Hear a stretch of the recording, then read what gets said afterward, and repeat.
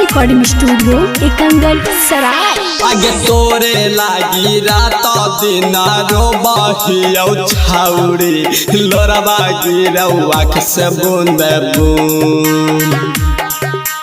तोरे लागी रात दिन रोबहियौ छाउरी लोरबा गिरौ आँख से बूंद बूंद। अगर एक बेरी हाथ के रख ले गे छौरी नहीं तो जैबो हम छाता से खून।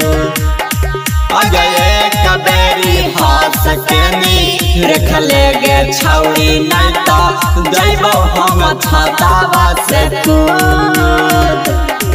आगे धारा कहौ छातिया देखी तोर सुरतिया कर हकौ दिल बहु दबू।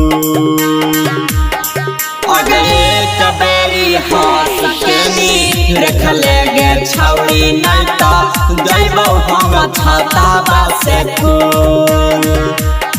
अगर एक बेरी हाथ के रख ले गे छौरी नहीं तो जैबो हम छाता से खून। DJ Kundan Raj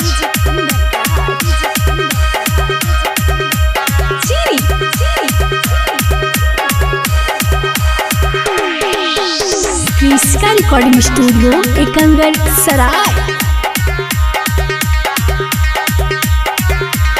presented by Kriska films. सुकर सनी चरा औरो एतबार तोरे लागी कैली छौरी बूद। सुकर सनी चरा औरो एतबार तोरे लागी कैली छौरी बूद। अगर एक बेरी हाथ के रख ले गे छौरी नहीं तो जैबो हम छाता से खून। अगर एक बेरी हाथ के रख ले गे छौरी नहीं तो जैबो हम छाता से खून। डीजे कुंदन राज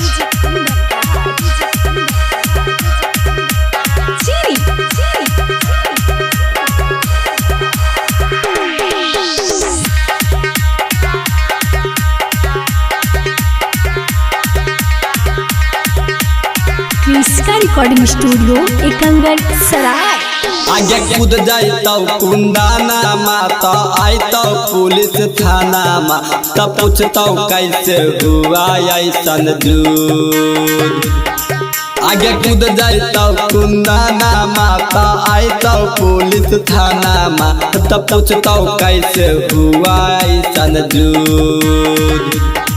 अगर एक बेरी हाथ के रख ले गे छौरी नहीं तो जैबो हम छाता से खून। अगर एक बेरी हाथ के रख ले गे छौरी नहीं तो जैबो हम छाता से खून। क्रिस्का रिकॉर्डिंग स्टूडियो एकंगल सराय।